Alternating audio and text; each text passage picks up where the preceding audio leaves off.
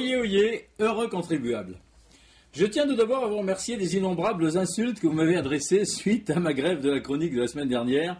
Elles m'ont fait chaud au cœur. En fait, je vais bien, c'était seulement un test de popularité. Et je suis content de voir qu'au moins 4 personnes ont été déçues par mon absence et que seulement une centaine m'ont souhaité de crever le plus vite possible. C'est chouette. C'est ça que j'aime en France, la solidarité. Qu'est-ce qu'on est bien quand même en France, hein? Ah là là, cet amour des autres qu'on sent à tous les niveaux. Vous voyez, par exemple, chez nous, les autorités sanitaires s'occupent de la population.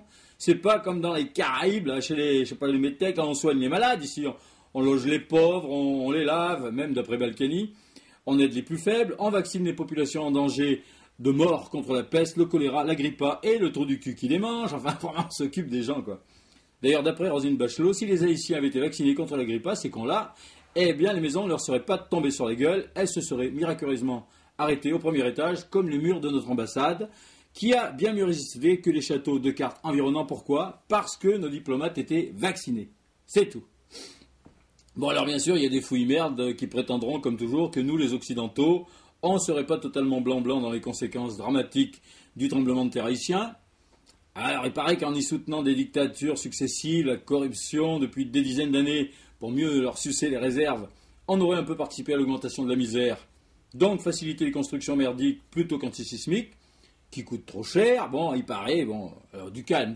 Bon, bien sûr, c'est vrai qu'avec moins de dollars par jour, comme disent les Haïtiens, bon, t'as vite fait le choix entre acheter un paquet de bonbons à rouler dans la boue pour te caler le bide ou des fers à béton et du ciment pour fabriquer un chaînage afin de sécuriser ta cabane. Mais elle est donc expliquée à des crèves la dalle que les galettes de terre, c'est pas bon pour la santé, hein, et que les parpaings posés l'un sur l'autre jusqu'à 12 mètres de haut, ça finira par faire un tas de gravats au premier coup de vent. Non, ils s'en foutent les métèques, je veux dire. Autant essayer de vendre une cuisine en kit à un SDF. Donc, d'après les fouilles merdes, on serait un peu coupable, vu que le même tremblement de terre au Japon, où c'est prévu, ben, ça aurait fait, on va dire, 10 fois moins de victimes. Il paraît. Bon, enfin, faut pas exagérer, hein, puis quoi encore, pourquoi pas prétendre aussi que Nike emploie indirectement des esclaves en Inde et au Bangladesh, et que Bolloré est en partie responsable de la déforestation en Afrique? Non. D'ailleurs, il y a certains journalistes de France Inter qui l'ont prétendu, et ils devraient logiquement être condamnés pour ce crime de lèse pote à Nicolas. On ne peut pas mettre un flic derrière chaque gros pourri international, et c'est chacun son boulot. Nous, les Occidentaux, notre métier, c'est de faire du fric, et de se gaver, et le métier des pauvres, du tiers-monde, c'est de crever, voilà, c'est comme ça. Et il faut qu'ils s'enfoncent bien ça dans le crâne, si ce n'est pas déjà fait. Et à mon avis, avec ce qu'ils ont pris sur la tronche à Haïti, ben là, ça doit être fait. J'ai d'ailleurs entendu à la radio un ministre ou un autre parasite, je ne sais pas, comme un péteux, enfin bref, il rejetait en bloc toute analyse des magouilles passées ayant conduit aux constructions merdiques, tu vois, grâce à nous, donc les Français, les Espagnols, etc. Alors le mec, il disait, cette polémique est choquante au moment où notre seule préoccupation devrait être l'aide aux survivants. Le mec, limite s'il pleurait pas sur sa moquette de 20 cm, le blaireau. Mais il avait raison. Bien sûr qu'il ne faut pas chercher pourquoi toutes les bicoques de Port-au-Prince se sont vautrées. Alors, et comment on aurait pu éviter ça? Sinon, on risquerait d'en reconstruire des plus solides pour la prochaine fois, ce qui priverait donc, dès la prochaine catastrophe, toutes les télés du monde de milliers d'heures de jolies images, tu vois, pour faire pleurer dans les chaumières et relativiser nos propres malheurs. Parce que quand on voit pire que soi, tu vois, je sais pas, un tsunami, un machin comme ça, eh ben, on se sent heureux par rapport à la souffrance des rescapés. Tout le monde.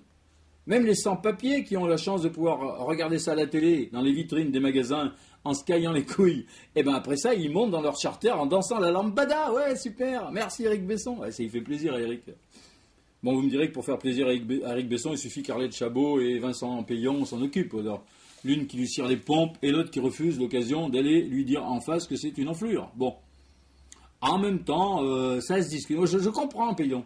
On lui a proposé le rôle de caution socialiste dans une pub de 2 heures pour les fachos déguisés en justiciers, sur le service public, avec un traître et une pitbull blonde comme star. Alors, eh ben, paf, il les plante au dernier moment pour qu'il soit trop tard, pour prendre un autre socialo, c'est pas ça qui manque, tu vois, pour mettre les 2 tâches en valeur. Et ça a obligé le réalisateur du spot à réviser le casting. Finalement, ça se discute, comme je disais, comme on dit, chez les cocaïnomanes, populistes.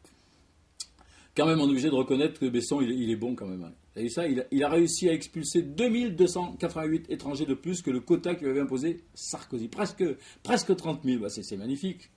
Ah, je crois qu'on tient notre prochain président de la République de gauche. À mon avis, c'est ça sa stratégie à Besson. Il est passé à droite pour prouver tu vois, qu'il était un enfoiré d'envergure nationale.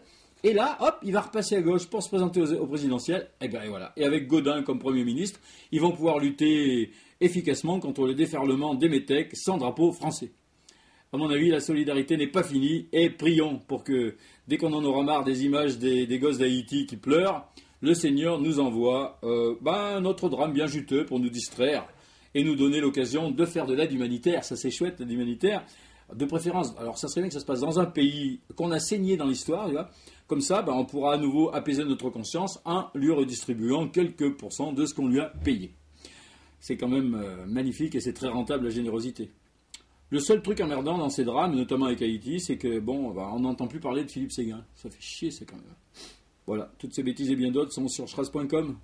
À la semaine prochaine. Hey, elle est partie. Oh, c'est vrai, il est parti. Saleté.